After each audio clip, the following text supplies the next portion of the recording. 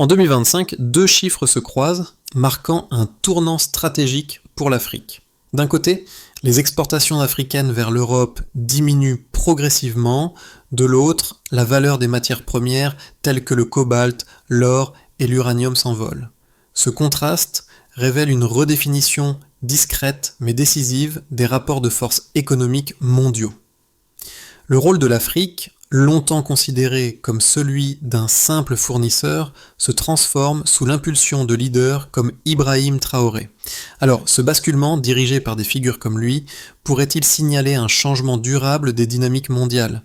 Les récents bouleversements économiques en Afrique, initiés par des leaders tels qu'Ibrahim Traoré, ne sont pas simplement des réactions ponctuelles à des événements mondiaux. Ils illustrent une volonté de transformation profonde des rapports économiques globaux. Si l'on regarde l'histoire, l'Afrique a toujours été perçue comme une source de ressources brutes pour les marchés internationaux. Cependant, aujourd'hui, cette vision change. La montée en puissance des dirigeants africains modifie les règles du jeu. Ce basculement soulève des questions cruciales. Comment l'Afrique pourrait-elle, grâce à ces nouvelles dynamiques, devenir une force centrale dans les décisions économiques mondiales ? Plus encore, quelle place prend cette transformation dans la nouvelle économie mondiale ? Ibrahim Traoré et ses homologues représentent cette volonté de redéfinir les rapports de force, mettant en évidence le potentiel inexploité du continent. Le changement profond qui secoue actuellement l'Afrique n'est pas un simple ajustement, mais bien une transformation de ses rapports économiques avec le reste du monde. En 2025, des événements comme la suspension des exportations de cobalt par la République démocratique du Congo ont révélé la vulnérabilité du système économique mondial. Le prix du cobalt, matière première clé pour l'industrie technologique, a triplé en quelques jours, un choc qui a secoué les marchés mondiaux. Ce retournement inattendu met en lumière une vérité que l'on avait longtemps ignorée. L'Afrique détient désormais le pouvoir de modifier les règles de l'économie mondiale, non seulement par ses ressources naturelles, mais aussi par ses décisions politiques et stratégiques. Les actions entreprises par des pays comme le Ghana, qui a interdit l'exportation d'or non raffiné, ont également démontré la capacité du continent à renégocier les termes de ses partenariats économiques. Ibrahim Traoré, au cœur de ce changement, incarne cette nouvelle génération de leaders africains qui, au lieu de se soumettre aux diktats extérieurs, cherchent à redéfinir la place de l'Afrique dans l'économie mondiale. Ainsi, ce moment est loin d'être un simple événement isolé. Il marque le début d'un rééquilibrage des pouvoirs économiques mondiaux. Les décisions africaines, portées par des figures comme Traoré, deviennent un point d'ancrage pour un avenir économique plus autonome et plus stratégiquement aligné avec les aspirations du continent.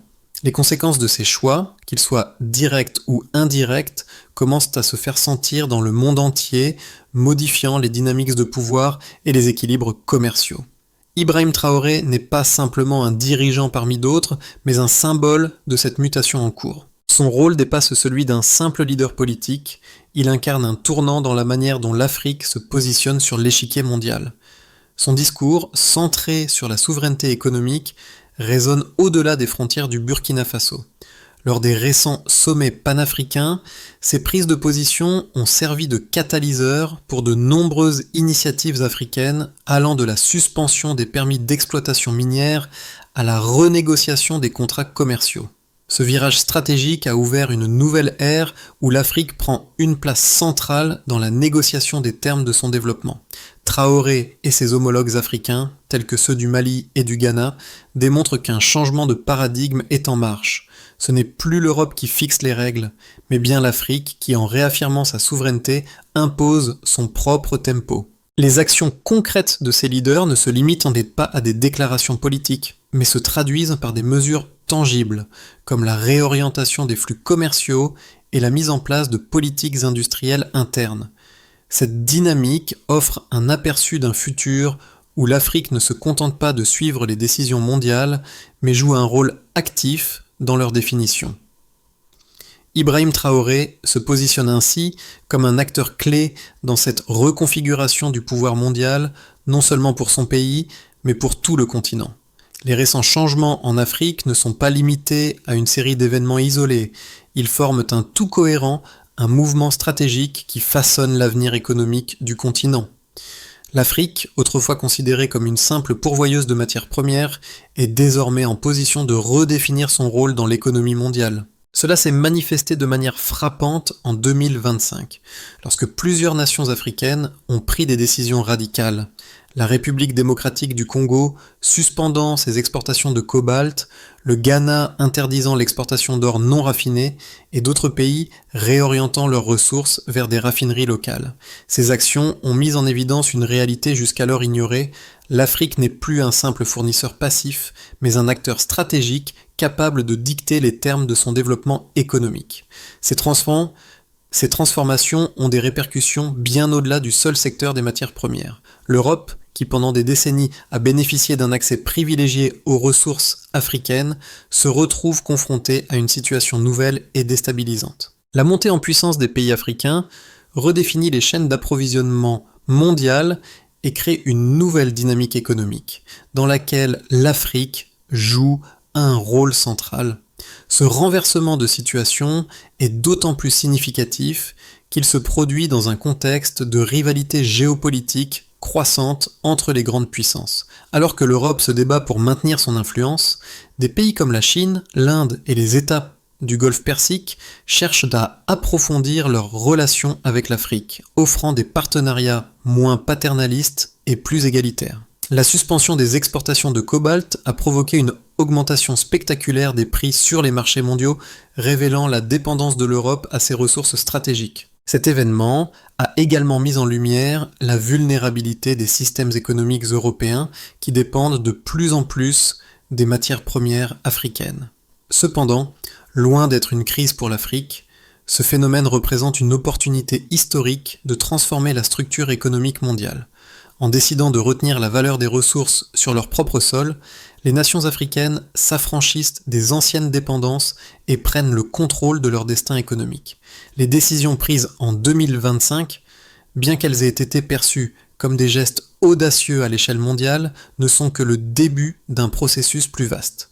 Ces actions, appuyées par des leaders comme Ibrahim Traoré, envoient un message clair à la communauté internationale. L'Afrique n'acceptera plus d'être traitée comme un simple fournisseur de matières premières. Au contraire, elle cherche à imposer une nouvelle dynamique dans laquelle elle pourra non seulement exploiter ses ressources de manière plus équitable, mais aussi développer ses propres industries et renforcer sa souveraineté économique. Ce changement de cap pourrait avoir des répercussions majeures sur les équilibres mondiaux dans les années à venir, redéfinissant les relations entre l'Afrique, l'Europe, l'Asie et les autres puissances émergentes. Ainsi, la dynamique actuelle marque un tournant décisif pour l'Afrique, qui devient une force motrice dans les négociations économiques mondiales. Ce changement est soutenu par une vision stratégique claire.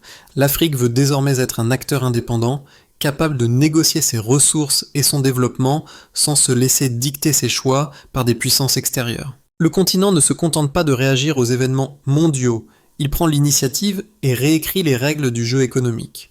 Ibrahim Traoré, en tant que porte-voix de cette nouvelle approche, symbolise ce tournant historique. Sa vision et ses actions s'inscrivent dans un mouvement plus large qui transforme l'Afrique en une force incontournable sur la scène internationale.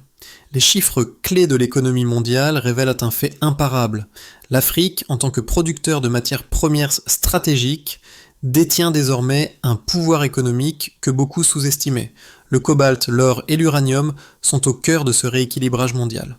En 2025, la suspension par la République démocratique du Congo de ses exportations de cobalt a non seulement fait bondir les prix, mais a également révélé la fragilité des chaînes d'approvisionnement mondiales. Ce fut un moment décisif qui a montré que l'Afrique, en contrôlant la production et l'exportation de ses ressources, pouvait changer les règles du marché mondial. Le prix du cobalt, par exemple, a triplé en quelques jours, exposant la vulnérabilité des économies occidentales, dépendantes de ce métal essentiel pour l'industrie technologique et énergétique. L'impact économique de cette décision n'a pas été limité au marché boursier. En Europe, de nombreux secteurs, notamment l'automobile et l'électronique, ont dû réévaluer leur chaîne d'approvisionnement. Les constructeurs automobiles allemands, par exemple, ont alerté sur des risques de pénurie de matériaux essentiels, ralentissant la production.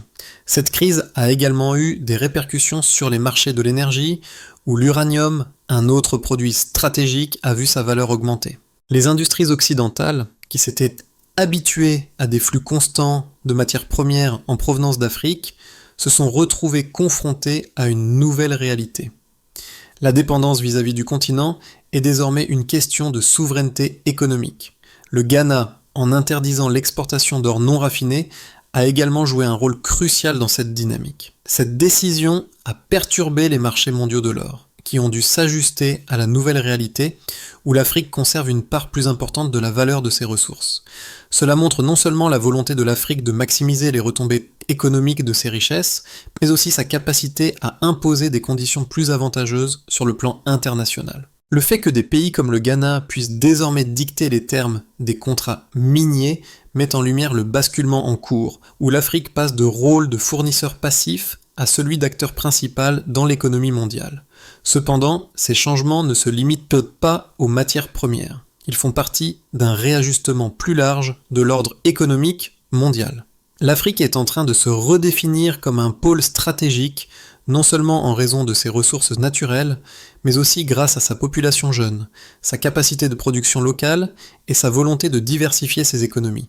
Cette dynamique a des implications géopolitiques importantes. Alors que l'Afrique renforce ses relations économiques avec des puissances comme la Chine, l'Inde et les pays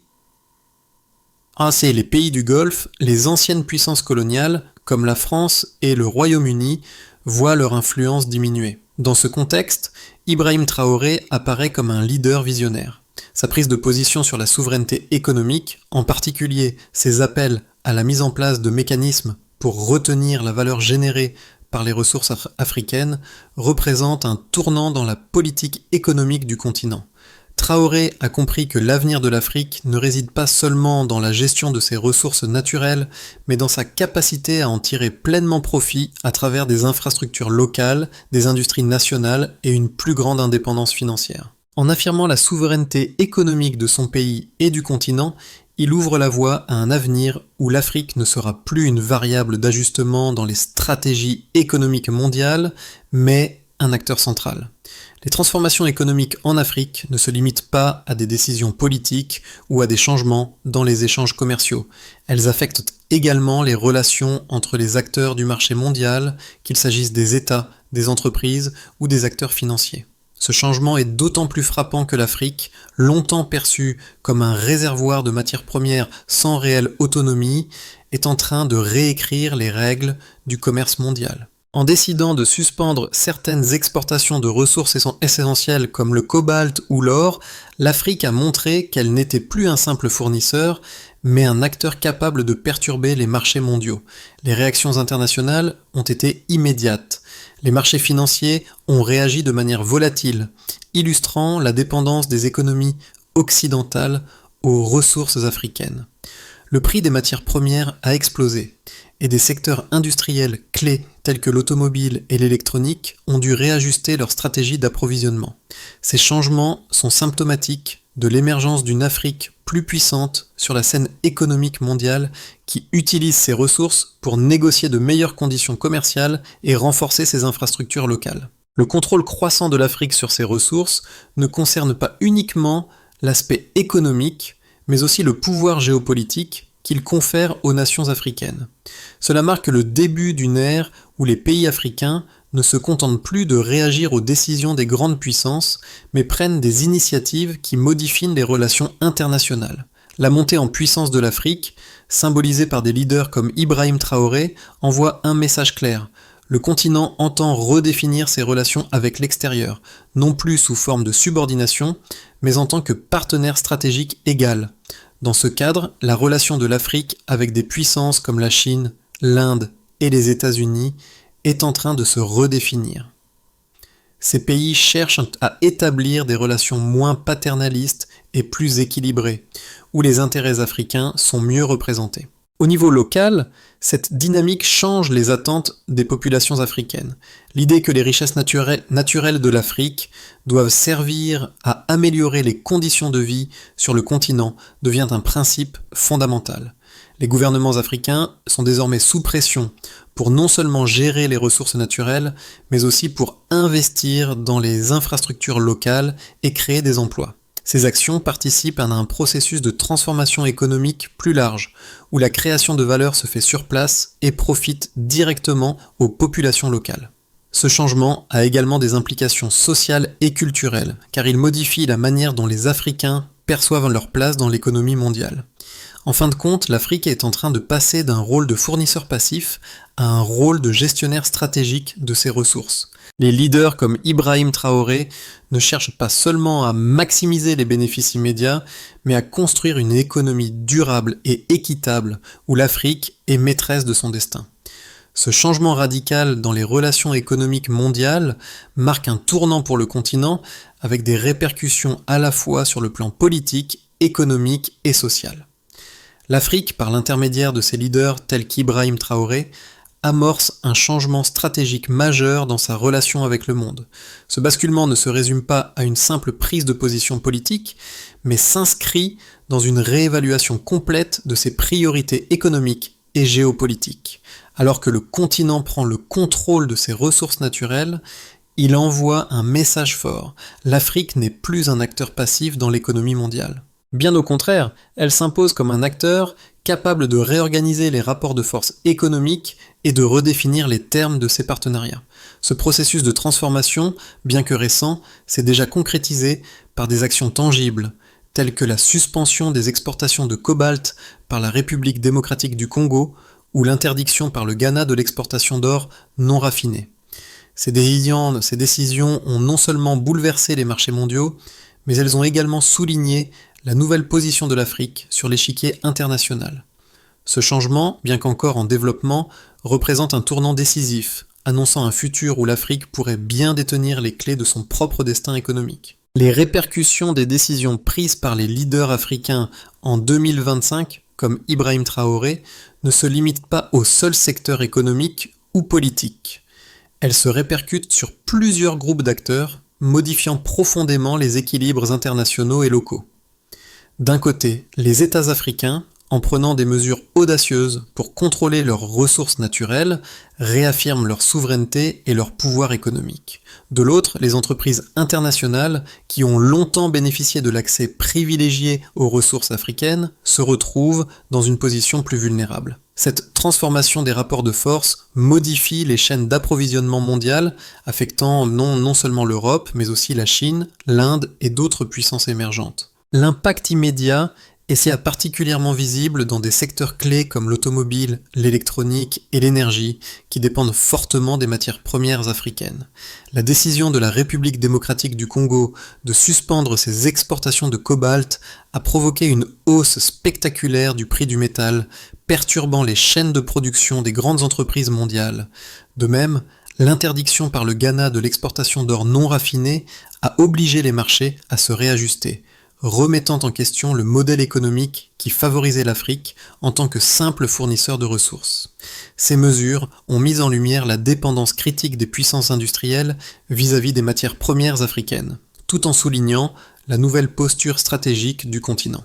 Pour les populations africaines, ce changement de paradigme offre des perspectives nouvelles, mais également des défis. Si l'idée que les ressources naturelles doivent être utilisées pour le bénéfice du continent devient un principe fondamental, la mise en œuvre de cette vision reste complexe. Le contrôle local des matières premières permet de conserver une plus grande part de la valeur créée, mais il faut aussi développer les infrastructures nécessaires pour transformer ces ressources en produits finis, créant ainsi des emplois et stimulant l'économie locale. Cette dynamique ouvre la voie à une industrialisation accrue, mais exige des investissements considérables dans les secteurs de la transformation et des infrastructures. Si ces investissements sont réalisés, l'impact sur le développement économique de l'Afrique pourrait être transformateur, créant des économies plus résilientes et diversifiées. Sur le plan géopolitique, la redéfinition des relations économiques avec l'Afrique pourrait modifier les alliances internationales. Alors que les pays africains cherchent à diversifier leurs partenariats, les anciennes puissances coloniales, comme la France et le Royaume-Uni, voient leur influence diminuer. L'Afrique, en renforçant ses relations avec la Chine, l'Inde et les pays du Golfe, ouvre de nouvelles avenues pour des partenariats économiques moins inégaux. Ces changements ne concernent pas seulement les relations bilatérales, mais redéfinissent également les stratégies géopolitiques globales où l'Afrique se positionne désormais comme un acteur central. Ibrahim Traoré, par ses actions et ses discours, incarne cette nouvelle Afrique qui prend son destin en main. Ses prises de position sur la souveraineté économique ont non seulement galvanisé d'autres dirigeants africains, mais ont aussi attiré l'attention du monde entier. Ce tournant marque un changement fondamental dans la manière dont l'Afrique se perçoit elle-même et dans la manière dont elle est perçue par le reste du monde. Ce processus, bien que complexe et semé d'embûches, s'annonce comme le prélude à un rééquilibrage global des pouvoirs économiques. Les choix effectués aujourd'hui par les dirigeants africains auront des répercussions durables sur l'avenir du continent et de l'économie mondiale. L'évolution économique actuelle en Afrique ne se limite pas aux changements immédiats dans le commerce des ressources naturelles, elle a des répercussions profondes et de long terme sur la manière dont le continent interagit avec le reste du monde. Dans les mois et années à venir, 3 scénarios distincts semblent émerger, chacun dicté par les choix stratégiques que feront les États africains. Le premier scénario envisage un rééquilibrage progressif dans lequel l'Afrique poursuit ses efforts pour renforcer sa souveraineté économique, mais sans remettre en cause complètement l'ordre mondial établi. Dans ce cas, les pays africains continueront à renforcer leur contrôle sur leurs ressources naturelles, à investir dans les infrastructures locales et à diversifier leurs partenariats économiques. L'Europe, bien que confrontée à des défis, s'adaptera lentement à cette nouvelle dynamique. Les relations commerciales se diversifieront, mais les tensions demeureront relativement limitées. Les investissements chinois et indiens, ainsi que ceux des pays du Golfe, continueront à augmenter, apportant à l'Afrique de nouvelles opportunités de développement sans pour autant perturber de manière significative l'équilibre géopolitique mondial. Le deuxième scénario, plus optimiste, imagine une Afrique consolidée, où les efforts panafricains pour unir les économies du continent donnent lieu à un bloc économique fort. Les pays africains, poussés par des leaders comme Ibrahim Traoré, réussissent à surmonter leurs divergences internes et à former une union économique solide. Dans ce scénario, l'Afrique devient un acteur clé dans les négociations internationales avec une voix forte sur la scène mondiale. Les projets d'industrialisation locale et de transformation des matières premières sur le continent gagnent en ampleur, créant des emplois et développant des industries locales. Les flux commerciaux se redirigent vers des partenaires non occidentaux, notamment la Chine, l'Inde et les États du Golfe, mais aussi de plus en plus vers l'Afrique elle-même, à travers des investissements dans les infrastructures locales et les industries de transformation. Cette Afrique unie devient non seulement un marché lucratif pour les investissements étrangers, mais aussi une source de pouvoir géopolitique et économique capable de dicter ses conditions dans les négociations mondiales. Le troisième scénario, plus incertain et potentiellement risqué, envisage une Afrique fragmentée, où les intérêts nationaux l'emportent sur les ambitions panafricaines. Dans ce cas, la pression interne de certains États africains, notamment ceux confrontés à des problèmes de dette ou d'instabilité politique, pourrait les amener à revenir à des modèles économiques plus traditionnels, cherchant à renouer des partenariats avec les anciennes puissances coloniales ou à accepter des accords bilatéraux avec des pays extérieurs. L'unité africaine se fragmente et les rivalités internes pourraient bloquer les efforts visant à créer un bloc économique solide. L'Afrique continuerait alors à exporter ses ressources naturelles sans réelle transformation interne, maintenant ainsi sa dépendance aux marchés mondiaux et à des pratiques économiques inégales.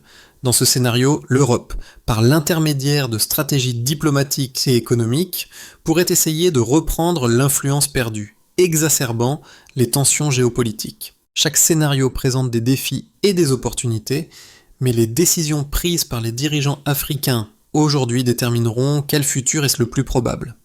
Le leadership d'Ibrahim Traoré et d'autres figures politiques africaines sera crucial pour naviguer ces trajectoires. Leur capacité à construire des alliances solides, à gérer les divergences internes et à mettre en œuvre des politiques économiques cohérentes et ambitieuses décidera si l'Afrique réussit à tirer pleinement parti de ses ressources et à s'affirmer comme une force incontournable sur la scène internationale.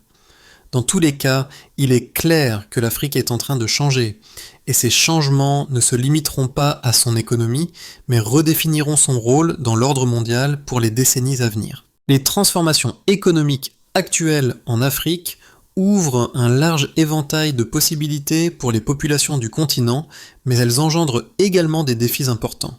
Pour les gouvernements africains, l'opportunité est claire. En contrôlant une plus grande part de la valeur générée par les ressources naturelles, l'Afrique peut renforcer sa souveraineté économique, générer des emplois locaux et stimuler la croissance. Cependant, pour que ces changements se traduisent par des améliorations tangibles pour les populations, il est crucial que les investissements nécessaires dans les infrastructures, la formation et la création d'emplois soient réalisés. Les dirigeants africains doivent également faire face à des défis internes, comme les inégalités sociales et les tensions politiques qui pourraient freiner l'impact de ces réformes. Pour les entreprises africaines, cette période de transformation représente une chance unique de se renforcer et de se diversifier. L'industrialisation locale, encouragée par des politiques gouvernementales qui favorisent le traitement des matières premières sur le sol africain, pourrait créer des secteurs économiques florissants. De plus, l'accès à de nouveaux marchés et les partenariats avec des investisseurs étrangers pourraient offrir aux entreprises africaines l'opportunité de se développer rapidement, à condition que les obstacles réglementaires et logistiques soient surmontés. Toutefois, la concurrence accrue entre entreprises locales et internationales et la nécessité d'adopter des pratiques de gouvernance rigoureuses représentent des défis à ne pas sous-estimer. Pour les populations, les implications sont plus complexes. Les répercussions directes de ces changements économiques dépendent largement de la manière dont les gouvernements réussiront à traduire les bénéfices économiques en avantages concrets pour les citoyens. Cela inclut la création d'emplois durables, la construction d'infrastructures essentielles et la mise en place de systèmes éducatifs adaptés aux besoins du marché du travail. La transformation économique doit être inclusive, de manière à ce que les avantages de l'industrialisation et de l'augmentation de la valeur ajoutée des ressources profitent à un large éventail de citoyens. Sans une telle inclusivité, les inégalités sociales pourraient se creuser, limitant ainsi les gains économiques de la population dans son ensemble. Sur le plan social, cette transformation pourrait également modifier la perception des Africains vis-à-vis de leur place dans l'économie mondiale. À mesure que les pays africains renforcent leur contrôle sur leurs ressources naturelles et développent des secteurs industriels locaux, le sentiment d'autonomie et de fierté pourrait grandir. Les citoyens pourraient commencer à voir leur pays non plus comme des entités dépendantes, mais comme des acteurs clés capables de négocier sur un pied d'égalité avec les grandes puissances mondiales. Cependant, cette évolution nécessite un soutien massif aux initiatives locales et une volonté de surmonter les défis économiques et sociaux internes. En fin de compte, la réussite de cette transition dépendra de l'équilibre entre le développement économique, l'inclusivité sociale et la gestion des divergences internes.